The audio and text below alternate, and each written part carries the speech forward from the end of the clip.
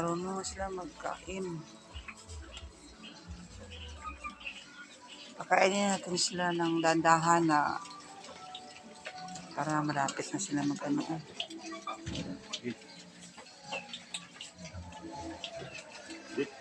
Kapit na sila malutas. Pero magkaon na sila og kanon.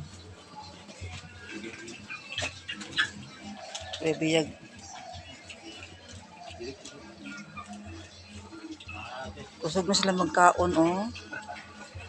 Kusog na sila magkaon og kaan page. Tanda natin sila bigyan ng page para masanay sila. Mga kapigi, oh, ito yung mga